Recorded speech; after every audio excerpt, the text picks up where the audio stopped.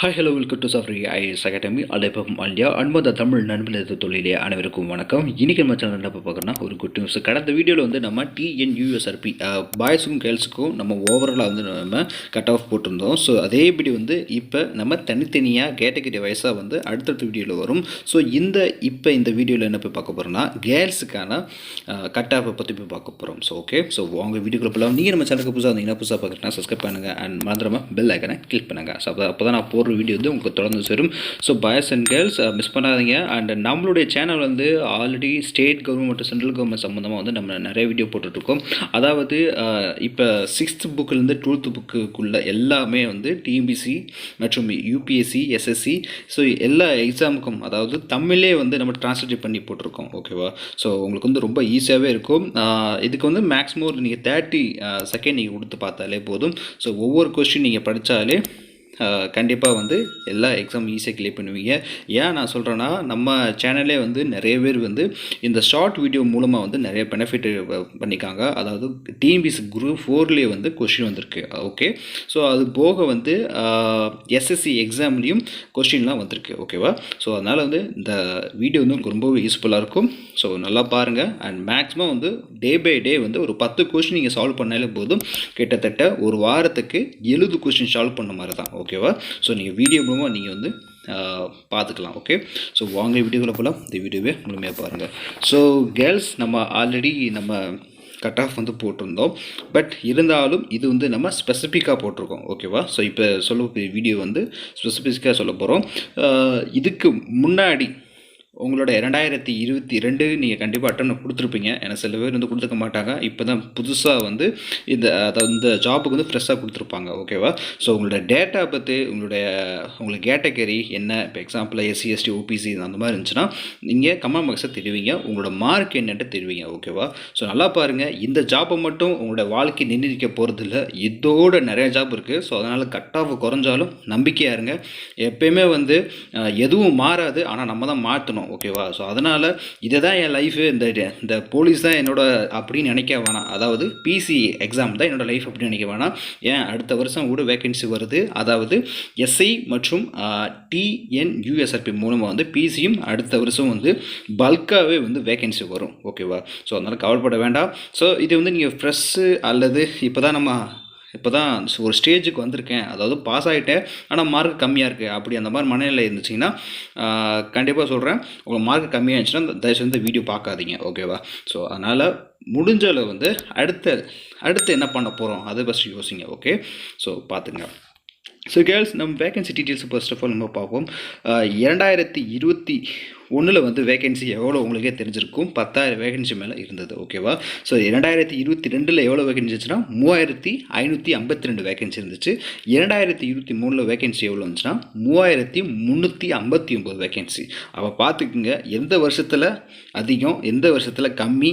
இப்போ இந்த நிலைமையில் எவ்வளோ இருக்குன்னு நீங்களே பார்த்துங்க. 3,359 போஸ்ட் தான். சொல்லப்போனால் வந்து ரொம்பவே கம்மி தான். பட் இருந்தாலும் 2024 வந்து வேகன்சி வந்து அதிகரிக்கும் அப்படின்னு சொல்லியிருக்காங்க. பட் இருந்தாலும் பார்க்கலாம். ஏன்னா சட்டசபையில் வந்து ஆல்ரெடி அந்த கேள்வியெலாம் கேட்டிருக்காங்க. ஓகேவா? ஸோ அதனால் 2024 வந்து டிஎம்பிசி மற்றும் எஸ்எஸ்சி எக்ஸாம் மூலமாக வந்து ஜாப்பு வேகன்சி வர்றதுக்கு அதிக வாய்ப்பு இருக்குது. ஸோ முடிஞ்சல வந்து நீங்கள் டெய்லியும் படிக்கணும், கண்டினியூவாக படிக்கணும், டிஸ்ட்ராக்ஷன் இருக்கக்கூடாது. அதாவது ஃபோன் அடிக்ஷன், சோஷியல் மீடியா அந்த மாதிரி இருக்கக்கூடாது. முடிஞ்ச வந்து தொடர்ந்து படிங்க. ஓகே, ஸோ இப்போ கேர்ள்ஸுக்கு வந்து ஸ்பெசிஃபிக்காக இந்த வருடம் வந்து எவ்வளோ வேகன்சி ஒதுக்கியிருக்காங்க பார்ப்போம். 2022 நீங்கள் பார்த்தீங்கன்னா 662 வேகன்சி ஒதுக்கியிருக்காங்க. ஓகேவா? 2023 வந்து கேர்ள்ஸுக்கு எவ்வளோ வேகன்சி ஒதுக்காங்கன்னா 783, அதாவது கொஞ்சம் கூட ஒதுக்கியிருக்காங்க வச்சுக்கோங்களேன்.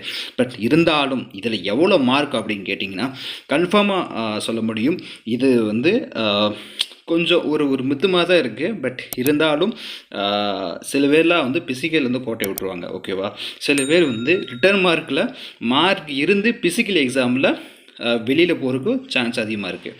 ஸோ அதனால் முடிஞ்சளவு வந்து இதான் உங்கள் செகண்ட் அட்டெம்ப்ட், இதான் ஃபஸ்ட் அட்டெம்ப்ட்னா கவலை பண்ண வேண்டாம். இன்னும் இதோட டபுளாக வேகன்சி வரும்.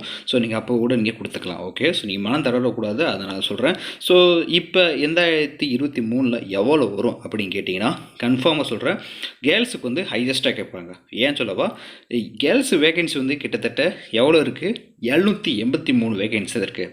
எவ்வளோ பார்த்துக்குங்க, 2023 வேகன்சி படி 3359 போஸ்ட்லேருந்து கேர்ள்ஸுக்கு ஒதுக்கப்பட்ட வேகன்சி எவ்வளோனா 783 வேகன்சி தான் இருக்குது. ஸோ அப்படின்னா காம்படிஷன் வந்து ரொம்பவே ஹையாக இருக்கும். ஓகேவா, ரொம்பவே ஹையாக இருக்கும்.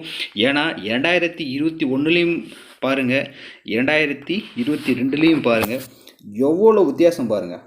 ஓகேவா, இது பார்த்தா 10,000 மேலே இருக்குது, இது பார்த்தா 3500 மேலே இருக்குது, இது பார்த்தா ரொம்பவே கம்மியாக கொடுத்துருக்காங்க. ஓகேவா, சொல்லப்போனால் வந்து 200 வேகன்சியே காணோம் சொல்லப்போனால். ஸோ அதனால் இந்த தடவை வந்து காம்படிஷன் வந்து ரொம்ப ஹையாகவே இருக்கும் எதிர்பார்ப்பு. ஸோ முடிஞ்சளவு வந்து உங்களுடைய ரிட்டர்ன் மார்க் நல்லபடியாக இருந்துச்சுன்னா, அதாவது கொஞ்சம் ரேஞ்சில் முடிஞ்சளவு நான் கட் ஆஃபை கிளியர் பண்ண முடியும் அந்த நம்பிக்கை இருந்துச்சுன்னா, முடிஞ்சளவு வந்து இப்போ இந்த நிமிஷமே உங்களோட ப்ராக்டிக்ஸ் ஆரம்பிங்க. அதாவது பிசிக்கல் டெஸ்ட்டுக்கு வந்து இப்போயே பண்ண ஆரம்பிங்க, ரன் பண்ணுங்க. முடிஞ்சளவு வந்து ஏர்லி மார்னிங், அதாவது காலை எந்திரிச்சு நீங்கள் பழகினீங்கன்னா, இந்த சொல்லுவாங்க பார்த்தீங்களா, ஒரு பழமொழி இருக்குது, ஒரு பறவை வந்து காலை எந்திரிச்சா மட்டும்தான் அதோட இறையை தேடி போமா. ஏன்னா 10 மணி 11 மணி ஆச்சுன்னா வந்து சன்னு இருக்கும், எல்லாமே வந்து அவங்கவுங்க இருக்க வேண்டிய இடத்த போய் அடைச்சிடுவாங்க. ஸோ அப்படின்னா காலையில் வெள்ளனை எந்திரிச்சா மட்டும்தான் உங்களால் சன்லைட்டை உதிர்க்கும் போது பார்க்க முடியும். அதுக்கப்புறம் நீங்கள் பார்க்க முடியாது, என்ன நினச்சாலும் பார்க்க முடியாது, அடுத்த 24 ஹவர்ஸ் கழித்து தான் பார்க்க முடியும். ஸோ அதே மாதிரி தான் இன்றைக்கி இந்த நாள் மட்டும் உங்கள் கையில் இருக்குது. ஸோ அதையும் நல்லா மெயினாக பார்த்துக்கேன். ஓகே, ஸோ நான் ஸோ அது சொல்லியாச்சு. இப்போ நான் கேட்டகரி வைஸாக நான் சொல்கிறேன், உங்களுடைய மார்க் என்னன்ட்டு நீங்கள் கமெண்ட் பாக்ஸில் தெரிவிங்க. ஓகே, ஜென்ரல் கேட்டகரி இருந்தீங்கன்னா 52லேருந்து 0.5 to 55.5, பிசியாக இருந்தீங்கன்னா 52.5 to 55. ஓகே, ஸோ உங்களுக்கு கூடுமா குறையுமா அப்படின்னு கேட்டிங்கன்னா கன்ஃபார்மாக சொல்ல முடியாது. ஏன்னா நம்ம ஆல்ரெடி சொல்லிட்டோம், மேக்ஸிமம் வந்து வேகன்சி வந்து 783 வேகன்சி தான் இருக்குது கேர்ள்ஸுக்கு. ஸோ அதனால் காம்படிஷன் ரொம்பவே ஹையராக இருக்கும். ஸோ முடிஞ்சளவு வந்து உங்களால் முடிஞ்சால் நீங்கள் பிசிக்கல் டெஸ்ட்டுக்கு இப்போயே ரெடி பண்ணுங்கள், அதாவது ரெடியாக இருங்க சொல்கிறேன். ஓகே, ஸோ பிசியாக இருந்தீங்கன்னா 52.5 to 55. ஓகே, பிசிஎம் இருந்தீங்கன்னா 40.5 to 42.5. எம்பிசியாக இருந்தீங்கன்னா 51.5 to 53. ஓகே, எஸ்சியாக இருந்தீங்கன்னா 52.5. எஸ்சியாக இருந்தீங்கன்னா எஸ்சிஏ இருந்தீங்கன்னா 51.5. எஸ்டியாக இருந்தீங்கன்னா 49.5 to 51.5. ஸோ இது கூடுமா குறைமா கேட்டிங்கன்னா கன்ஃபார்மாக கூடுறதுக்கு வாய்ப்பு இருக்குது, கன்ஃபார்மாக குறையிறதுக்கும் வாய்ப்பு இருக்குது. இது யாராலும் சொல்ல முடியாது.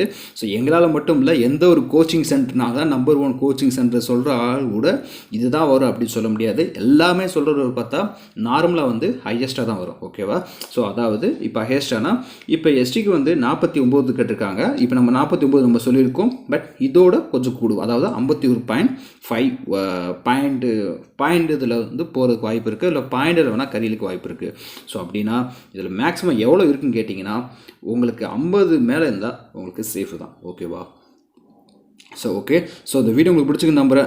வேறு ஏதாச்சும் உங்களுக்கு சந்தேகம் இருந்துச்சுன்னா நீங்கள் தாராளமாக கமெண்ட் பாக்ஸில் தெரிவிக்கலாம். ஸோ நம்ம அடுத்தடுத்த வீடியோவில் பார்க்கலாம். ஸோ இது வந்து ஜஸ்ட் நார்மலாக கட் ஆஃப் தான். இன்னும் இதுக்கப்புறம் வந்து நம்ம கேட்டகரி வைஸாக வந்து நம்ம உண்மையோனா ஒவ்வொரு கேட்டகரி வைஸாகவும் நம்ம போட போகிறோம். ஸோ அது முடிஞ்ச பிறகு எந்தெந்த போஸ்ட்டுக்கு வந்து ஓவரால் கட் ஆஃப் கேட்பாங்கட்டு போடுவோம். அதுக்கு முன்னாடியே வந்து நம்ம மேக்ஸிமம் வந்து கொஞ்சம் கட் ஆஃப் வந்து இன்க்ரீஸ் பண்ணுற மாதிரி தான் இருக்கும். ஓகேவா, ஸோ அடுத்தடுத்த வீடியோவில் பாருங்கள். ஸோ உங்களுக்கு வேறு ஏதாச்சும் சந்தேகம் இருந்துச்சுன்னா நீங்கள் தாராளமாக கமெண்ட் பாக்ஸில் தெரிவிக்கலாம். Okay, so anyway guys, thanks for watching and keep support and subscribe for more videos. Bye and take care.